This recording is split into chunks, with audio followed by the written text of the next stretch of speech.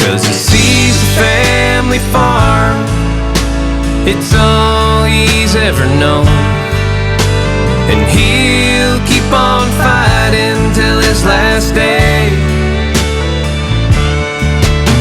to keep the family farm in his last name.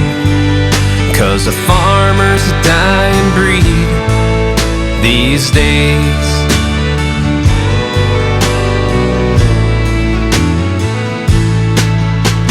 The land developers are trying to buy him out, but he doesn't want to sell out to make a buck.